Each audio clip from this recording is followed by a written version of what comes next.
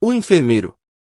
O enfermeiro de Machado de Assis merece destaque pela sua narrativa em primeira pessoa, um interlocutor imaginário. A história fala sobre valores éticos e imperfeição humana, sem cair em sentimentalismos, redenções ou outros caminhos fáceis. É uma história bem simples. O que a torna fascinante é a maneira como Machado de Assis a desenvolve. Neste conto temos Procópio, um enfermeiro que tem a difícil missão de cuidar do coronel Felisberto, homem conhecido por sua fama insuportável, rabugento e ranzinza, incapaz de manter alguém para seus cuidados por mais que alguns dias. O enfermeiro. Parece-lhe então que o que se deu comigo em 1860 pode entrar numa página de livro. Vá que seja, com a condição única de que não há de divulgar nada antes da minha morte. Não esperará muito, pode ser que 8 dias, se não for menos, estou desenganado.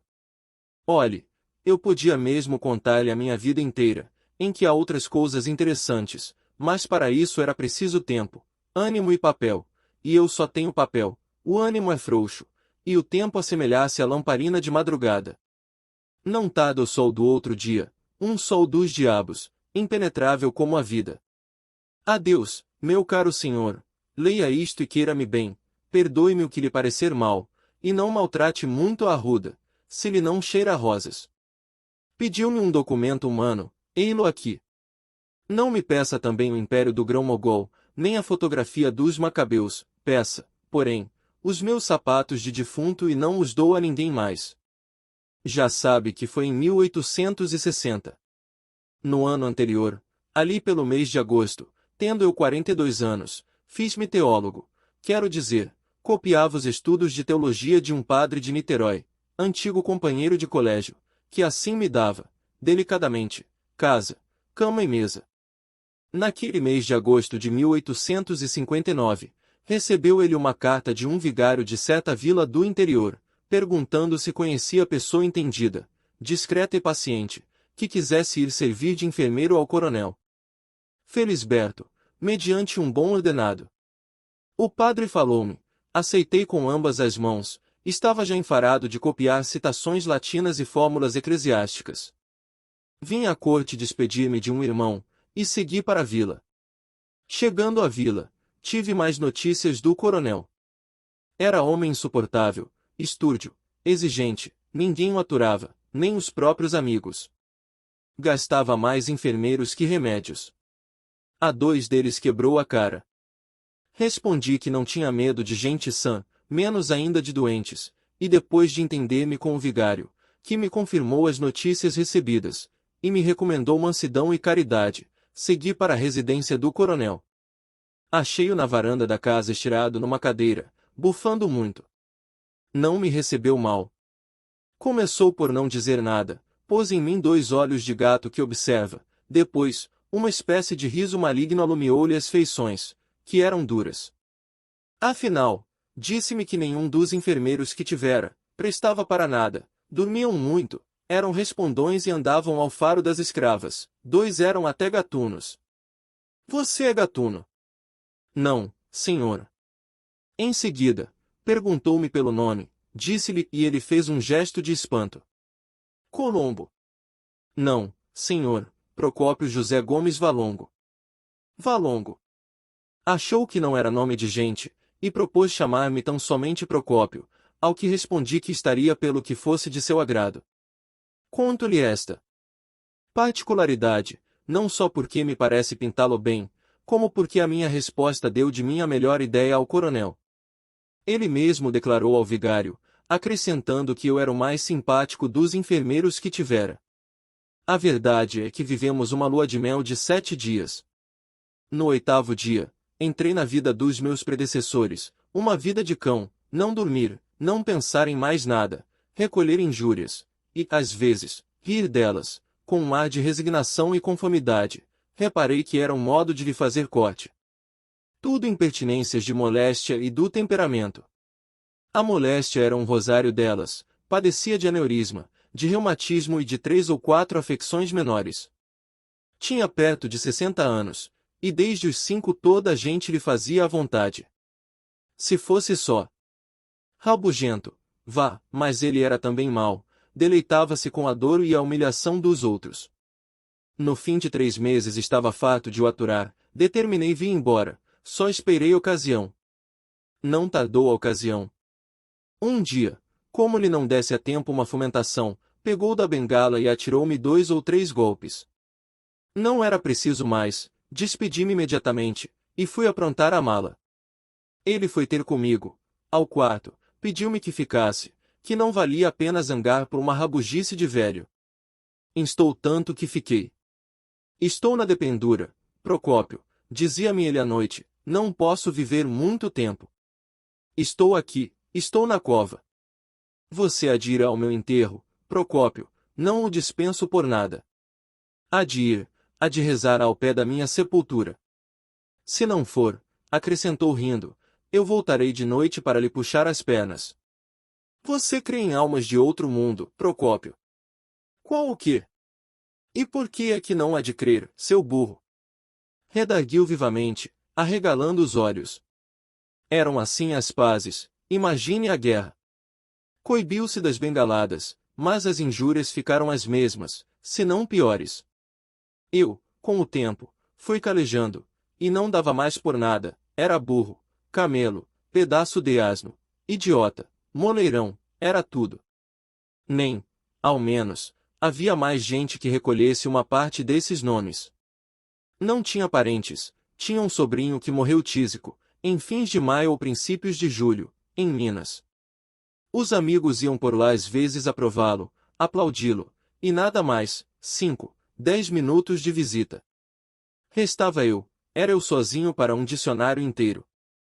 Mais de uma vez resolvi sair, mas, instado pelo vigário, ia ficando. Não só as relações foram se tornando melindrosas, mas eu estava ansioso por tornar à corte. Aos 42 anos não é que havia de acostumar-me à reclusão constante, ao pé de um doente bravio, no interior.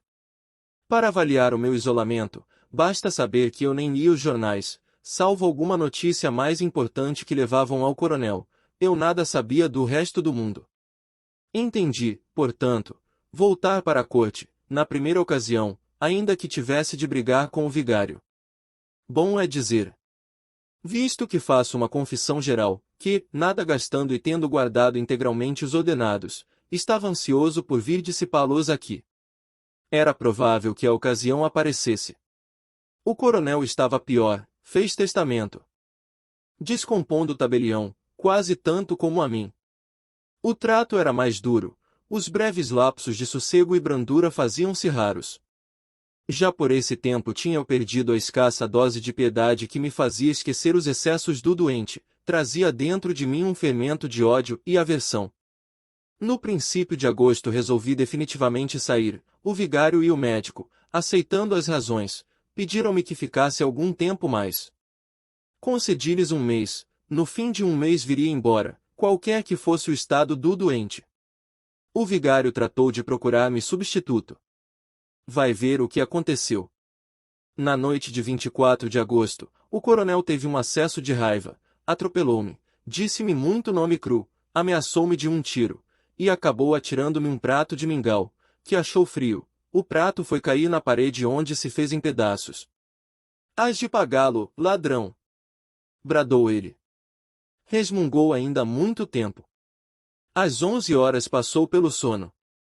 Enquanto ele dormia, saquei um livro do bolso, um velho romance de Darren Coate, traduzido, que lá achei, e pus-me a lê-lo, no mesmo quarto, a pequena distância da cama, tinha de acordá-lo à meia-noite para lhe dar o remédio. Ou fosse de cansaço, ou do livro, antes de chegar ao fim da segunda página adormeci também. Acordei aos gritos do coronel, e levantei-me estremunhado. Ele, que parecia delirar, continuou nos mesmos gritos, e acabou por lançar a mão da moringa e arremessá-la contra mim. Não tive tempo de desviar-me, a moringa bateu-me na face esquerda, e tal foi a dor que não vi mais nada, atirei-me ao doente, pus-lhe as mãos ao pescoço, lutamos, e esganei-o. Quando percebi que o doente expirava, recuei aterrado, e dei um grito, mas ninguém me ouviu. Voltei à cama, agitei-o para chamá-lo à vida, era tarde, arrebentara o aneurisma, e o coronel morreu. Passei a sala contígua, e durante 2 horas não ousei voltar ao quarto. Não posso mesmo dizer tudo o que passei, durante esse tempo. Era um atordoamento, um delírio vago e estúpido. Parecia-me que as paredes tinham vultos, escutava umas vozes surdas. Os gritos da vítima, antes da luta e durante a luta, continuavam a repercutir dentro de mim, e o ar, para onde quer que me voltasse, aparecia recortado de convulsões. Não creia que esteja fazendo imagens nem estilo, digo-lhe que eu ouvia distintamente umas vozes que me bradavam: assassino! Assassino! Tudo mais estava calado. O mesmo som do relógio, lento, igual e seco, sublinhava o silêncio e a solidão. Colava a orelha à porta do quarto na esperança de ouvir um gemido, uma palavra, uma injúria, qualquer coisa que significasse a vida, e me restituísse a paz à consciência. Estaria pronto a apanhar das mãos do coronel, 10, 20, 100 vezes. Mas nada, nada, tudo calado. Voltava a andar à toa na sala, sentava-me, punha as mãos na cabeça, arrependia-me de ter vindo. Maldita hora em que aceitei semelhante coisa, exclamava.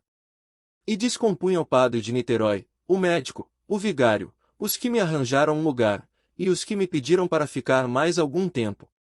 Agarrava-me à cumplicidade dos outros homens. Como o silêncio acabasse por aterrar-me, abri uma das janelas, para escutar o som do vento, se ventasse. Não ventava. A noite ia tranquila, as estrelas fulguravam, com a indiferença de pessoas que tiram o chapéu a um enterro que passa, e continuam a falar de outra coisa. Encostei-me ali por algum tempo, fitando a noite, deixando-me ir a uma recapitulação da vida, a ver se descansava da dor presente. Só então posso dizer que pensei claramente no castigo. Achei-me com um crime às costas e vi a punição certa. Aqui o temor complicou o remorso. Senti que os cabelos me ficavam de pé. Minutos depois, vi 3 ou 4 vultos de pessoas, no terreiro espiando, com um ar de emboscada. Recuei, os vultos esvaíram-se no ar, era uma alucinação. Antes do alvorecer curei a contusão da face. Só então ousei voltar ao quarto. Recuei 2 vezes, mas era preciso e entrei, ainda assim, não cheguei logo à cama. Tremiam-me as pernas, o coração batia-me, cheguei a pensar na fuga, mas era confessar o crime, e, ao contrário, urgia fazer desaparecer os vestígios dele. Fui até a cama, vi o cadáver, com os olhos arregalados e a boca aberta, como deixando passar a eterna palavra dos séculos: Caim, que fizeste de teu irmão? Vi no pescoço o sinal das minhas unhas, abotoei alto a camisa e cheguei ao queixo a ponta do lençol. Em seguida, chamei um escravo, disse-lhe que o coronel amanhecera morto, mandei recado ao vigário e ao médico. A primeira ideia foi retirar-me logo cedo, a pretexto de ter meu irmão doente, e, na verdade, receber a carta dele, alguns dias antes, dizendo-me que se sentia mal. Mas adverti que a retirada imediata poderia fazer despertar suspeitas, e fiquei. Eu mesmo amortalhei o cadáver, com o auxílio de um preto velho e míope. Não saí da sala mortuária, tinha medo de que descobrissem alguma coisa. Queria ver no rosto dos outros se desconfiavam, mas não ousava fitar ninguém. Tudo me dava impaciências, os passos de ladrão com que entravam na sala, os cochichos, as cerimônias e as rezas do vigário. Vindo a hora, fechei o caixão, com as mãos trêmulas, tão trêmulas que uma pessoa, que reparou nelas, disse a outra com piedade: Coitado do Procópio! Apesar do que padeceu, está muito sentido. Pareceu-me ironia, estava ansioso por ver tudo acabado. Saímos à rua. A passagem da meia escuridão da casa para a claridade da rua deu-me grande abalo, receei que fosse então impossível ocultar o crime. Meti os olhos no chão, e fui andando. Quando tudo acabou, respirei. Estava em paz com os homens. Não o estava com a consciência, e as primeiras noites foram naturalmente de desassossego e aflição. Não é preciso dizer que vim logo para o Rio de Janeiro, nem que vivia aqui aterrado, embora longe do crime, não ria, falava pouco, mal comia, tinha alucinações, pesadelos, deixa lá o outro que morreu, diziam-me. Não é caso para tanta melancolia. E eu aproveitava a ilusão, fazendo muitos elogios ao morto, chamando-lhe boa criatura, impertinente, é verdade, mas um coração de ouro. E elogiando, convencia-me também, ao menos por alguns instantes. Outro fenômeno interessante, e que talvez lhe possa aproveitar, é que, não sendo religioso, mandei dizer uma missa pelo eterno descanso do coronel, na Igreja do Sacramento. Não fiz convites, não disse nada a ninguém, fui ouvi-la, sozinho.